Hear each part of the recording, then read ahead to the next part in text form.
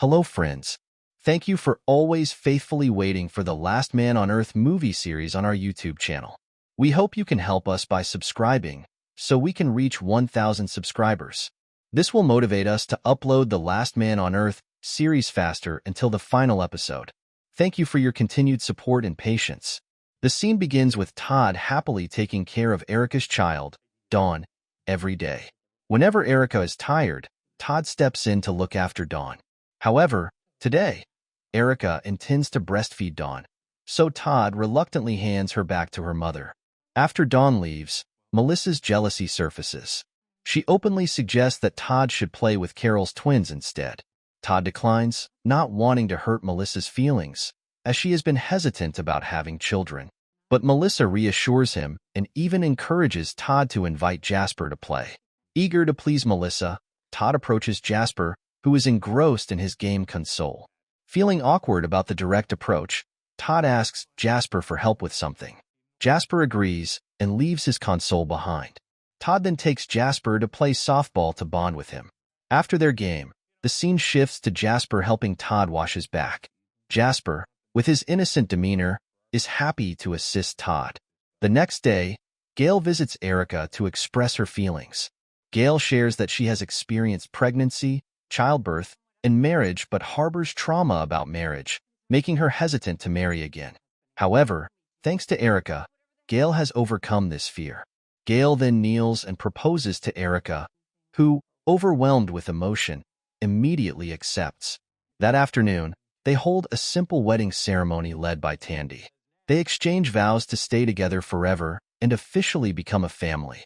To celebrate, Tandy has prepared a surprise, but everyone already anticipates what he will do. As the ceremony ends, everyone disperses, and Tandy fires his gun into the air, shattering the glass above him. That evening, everyone is happy, celebrating Gail and Erica's wedding. During the party, Erica approaches Carol, assuring her that she won't replace Gail as Carol's mother. Instead, Erica promises to be Carol's adoptive mother, making Carol happy since she has been jealous of Gail's affection for Dawn over Mike and Bezequel. As the party continues, Tandy decides to sing a song for Gail and Erica. Knowing what to expect, everyone leaves Tandy alone. The scene shifts to Melissa feeling increasingly uncomfortable with the presence of babies in their home.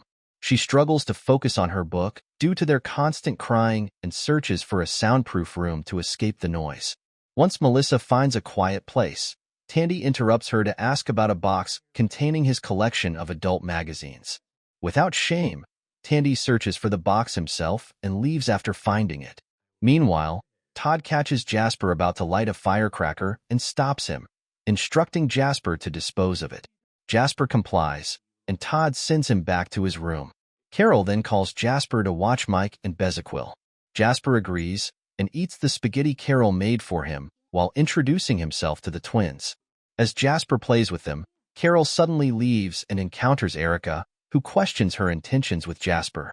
Carol explains that she is introducing her children to Jasper to foster a bond, hoping Jasper will choose them over other girls, like Dawn. Erica, angered by this, argues that Carol has no right to dictate Jasper's future at his age. However, Carol dismisses Erica's concerns, focusing only on her desire to ensure Dawn doesn't outshine her children. As Carol's behavior escalates, Erica grows increasingly frustrated. She finally confronts Carol, protesting her actions toward Jasper. Carol defends herself, claiming the relationship between Jasper and her children is progressing well and should not be disrupted. She then leaves, prompting Erica to take proactive measures. Erica approaches Jasper, inviting him to play with Dawn. Just as Jasper is about to join Dawn, Carol distracts him with loudspeakers, drawing him back to her and away from Erica. The competition for Jasper's attention intensifies when Todd joins Erica in protesting Carol's actions.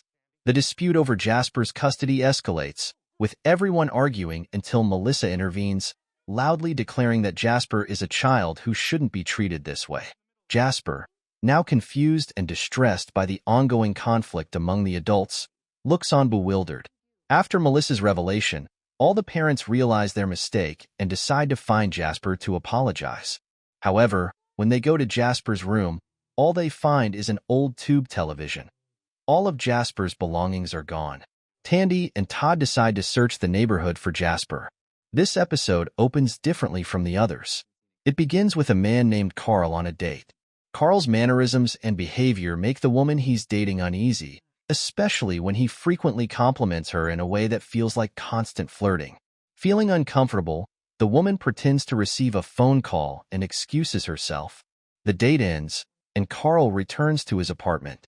The shocking revelation comes when he opens his fridge, revealing a human head and hands inside. Carl is a serial killer. Feeling bored in his apartment, he takes his beloved dog for a walk.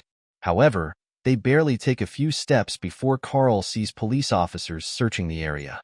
Panicked, he abandons his dog and rushes back to dispose of all evidence. Carl quickly leaves his apartment, but his car breaks down after a few meters. He stops another car for help, and when the driver offers assistance, Carl attacks him with an axe and steals the car. He drives to another city to resume his killing spree. Upon arriving in the new city, Carl quickly finds another victim. He pretends to be an artist looking for someone to paint. When the person agrees, Carl excuses himself to prepare his acrylic paints, but instead selects a suitable knife to use as a weapon. However, his would-be victim, aware of Carl's intentions, manages to escape. Panicked, Carl hastily packs up and flees. Despite his efforts to evade capture, Carl is eventually caught. Police find a human head in his possession while he sleeps. Carl is imprisoned, but even incarceration doesn't stop his killing urges. Shortly after arriving, he targets another inmate under the pretense of painting them. When the inmate agrees, Carl uses a sharp object to fatally wound them, triggering an alarm and a prison lockdown. Back in his cell, Carl is puzzled by a guard wearing a mask. The guard explains he's protecting himself from a virus. Days turn into weeks, and Carl realizes he's the only surviving inmate as the virus decimates the prison population. Only one guard, Martinez, remains to watch over Carl. With only the two of them left, Martinez allows Carl some liberties, such as playing in the yard. One day, Martinez visits Carl's cell, informing him it's his last day on the job and apologizing for not being able to release him. Carl tries to convince Martinez that he has changed, but Martinez is skeptical. In a final attempt, Carl asks Martinez to come closer for a farewell. When Martinez approaches, Carl stabs him to death. Taking the keys from Martinez, Carl attempts to escape but doesn't know the security code for the prison doors. Years pass, and Carl remains trapped until he hears voices, Todd and Tandy. They hear Carl's calls and break into the prison. Opening his cell, they find Carl, who introduces himself. What will happen now that Carl, the serial killer, has met Todd and Tandy? Has Carl truly changed, or will the Tucson family become his next victims? After meeting Carl, Tandy and Todd immediately brought him to the Tucson family, where Tandy introduced Carl to the women. However, Carl startled the women, prompting Tandy to shoot at him until Carl was incapacitated. This further panicked the women, but it turned out to be a prank suggested by Todd to scare them. After realizing that the gun Tandy used was empty, Carl got up and introduced himself formally. They then had dinner, where Carl shared that he was the last remaining prisoner in the world. He recounted stories about different prisoners, including a fictional story about a serial killer. The next morning, Carl woke up and smelled something he found enticing, which turned out to be the scent of Gail's finger being burned by an iron. This triggered Carl's cannibalistic tendencies, even when Gail asked for permission to get some ice. Carl considered taking a small piece of Gail's finger but decided against it, determined to rid himself of his bad habits. The scene then shifted to Todd, Melissa, and Gail, who were planning to continue searching for Jasper. Melissa opposed the idea, arguing that Jasper might just want some alone time. However, Todd insisted that he couldn't sleep peacefully until Jasper was found. Ignoring Melissa's objections, the three continued their search for Jasper. That night, when the house was quiet, Carl approached a trash can containing a small piece of Gail's finger. Just as he was about to take it, Tandy caught him. Carl claimed he was just taking out the trash and pretended to dispose of it. Tandy, however, remained suspicious. After Carl left, Tandy wrote down his observations and reported Carl's suspicious behavior to everyone, but they didn't believe him, knowing that Carl was a former prisoner who had promised to change. The next morning, Tandy continued his investigation. He approached Carl, who was drinking a cup of tea. Tandy didn't trust him and pretended to wish him well. After Tandy left, Carl took a piece of what appeared to be Gail's finger skin and ate it. Tandy witnessed this and was shocked by what he saw. Following this incident, Tandy became even more suspicious of Carl, while Carl grew fonder of Gail. He approached Gail and pretended to paint her. Meanwhile, Melissa was seen handling a cooler box, which Jasper later took. Tandy eventually shared his concerns with Todd, who agreed to investigate Carl further. The scene then shifted to Carl painting Gail. Carl was very pleased when Gail agreed to be painted by him. However, he had prepared several knives to kill Gail. As Carl looked at the knives, he suddenly became uncontrollable and decided to step outside. While Carl was out, Gail saw the painting, and not long after, Tandy and Todd urged Gail to leave. Carl drove off to calm himself, heading towards a cemetery. Tandy and Todd followed him to the cemetery, where they saw Carl digging up a grave and eating one of the corpse's fingers. This sight shocked them both, causing them to vomit. After witnessing Carl's horrific actions, Tandy and Todd quickly leave the graveyard, aware that Carl might have sensed someone was following him. Upon arriving home, Tandy and Todd immediately inform everyone of the shocking scene they witnessed.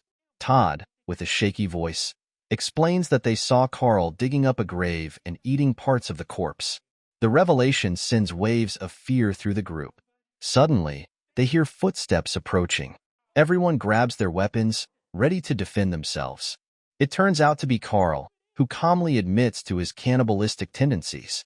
He expresses his willingness to be punished to protect everyone else.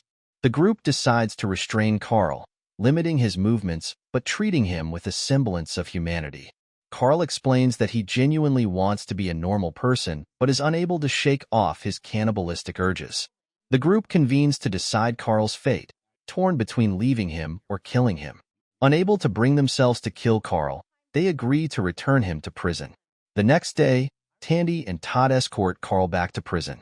Carl seems to accept his fate. Meanwhile, Melissa discovers Jasper's hiding place, where he had retreated to be alone. After a brief conversation, Melissa leaves Jasper, while Todd continues his search. As Todd passes by the prison where they had just left Carl, he is startled to find the gate open. He returns home to announce Carl's escape. Suddenly, they hear the piano playing inside their house. Fearing Carl's return, they arm themselves and approach the piano. Sure enough, it is Carl. He calmly greets them, explaining how easy it was to break out of prison. To prevent him from harming anyone, they decide to lock Carl in a room. The group holds another meeting, this time seriously considering killing Carl. Tandy prepares straws for everyone to draw, with the person who draws their own name tasked with killing Carl. Carol draws her own name and, overwhelmed, steps away to cry, unable to face the task. Tandy, having anticipated this, volunteers to take Carol's place. The moment of Carl's execution arrives. Tandy leads Carl to a prepared coffin. Carl, realizing his fate, requests permission to solve a Rubik's Cube to distract himself. Tandy agrees, and as Carl enters the coffin, Tandy steps back 10 paces. Unbeknownst to Tandy, Carl quickly solves the Rubik's Cube, triggering a hidden bomb inside. The bomb explodes, killing Carl instantly. After witnessing Carl's gruesome death, Tandy returns to inform everyone waiting for the execution. He explains that Carl died before he could fire the weapon. As Tandy turns around, blood and fragments of Carl's organs are visible on his back due to the bomb explosion. Seeing Tandy covered in blood makes everyone nauseous and reluctant to approach him. Despite this, Tandy insists on cleaning up Carl's remains. After the cleanup, they give Carl a proper burial, accompanied by Todd's accordion music and singing. The atmosphere at the funeral is somber, with everyone sharing their memories and farewells for Carl. Once the funeral concludes, everyone returns to their routines. Todd, meanwhile, has prepared a lying chair for Melissa, angry about her deception regarding Jasper's whereabouts. Their argument escalates, with Todd refusing to share a bed with Melissa if she continues lying. Melissa, on her part, insists she was protecting Jasper and asks Todd to give her space. The next day, Gail, Carol, and Erica see Tandy cleaning up the last traces of Carl's blood. Gail is impressed by Tandy's diligence, and Tandy, encouraged by the praise, continues to appear hardworking. As Todd and Melissa's argument becomes known to everyone, it's revealed that Melissa knows where Jasper is. Melissa no longer hides her visits to Jasper, openly discussing it with Gail and Tandy over wine. During one such visit, Todd secretly follows Melissa, hiding in the back of her car. He spies on her interactions with Jasper and hears Melissa promise not to reveal Jasper's exact location. She also shares how Todd's relentless search for Jasper has touched her. After her visit, Melissa finds Todd waiting in the car. Todd admits he isn't angry about her actions. He just wanted to know Jasper's condition. With that understanding, they decide to leave Jasper in peace and head home. With their issues resolved, happiness follows when Melissa tells Todd she's ready to have a child with him. However, she stipulates that she doesn't want to carry the pregnancy herself, meaning Todd must find another woman willing to be the mother. This is the end of The Last Man on Earth Season 4 on Part 14. Like, comment, and subscribe so I will soon make a recap of Part 15 for The Last Man on Earth. Thank you for watching.